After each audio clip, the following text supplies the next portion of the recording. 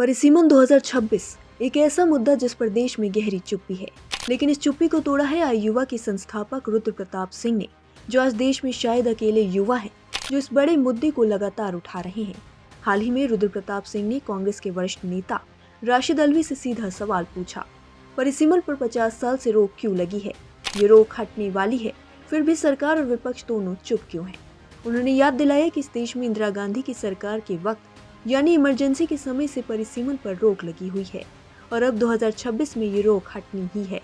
यह एक ऐसा सवाल है जिसे जनता के बीच कोई नहीं पूछ रहा, लेकिन रुद्र प्रताप सिंह इसी सवाल को राष्ट्रीय बहस में बदलने की कोशिश कर रहे हैं।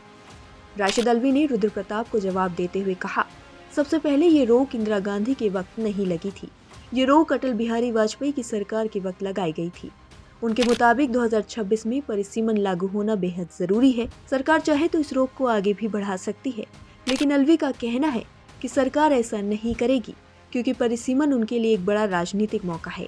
उन्होंने आगे कहा, वो इसे अपने हिसाब से लागू करेंगे, इस तरह कि राहुल गांधी और अखिलेश यादव जैसे नेता चुनाव न जीत पाए।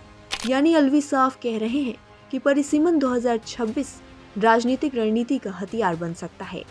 लेकिन असली सवाल वही है जो रुद्र प्रताप ने उठाया, जब रोक हटने वाली है, जब लोकसभा सीटों का वितरण बदलने वाला है, जब उत्तर दक्षिण की राजनीति पर इसका असर पड़ेगा, तो फिर पूरे देश में इस पर चर्चा क्यों नहीं हो रही?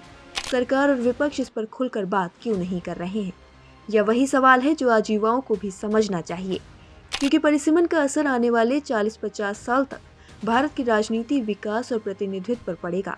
इतना बड़ा मुद्दा, इतनी गहरी चुप्पी, लेकिन एक बात साफ है, रुद्र प्रताप जैसे युवा नेताओं की वजह से ही डिलिमिटेशन 2026 आज फिर से राष्ट्रीय मंच पर आ रहा है और आने वाले समय में यही मुद्दा भारत की दिशा तय करेगा।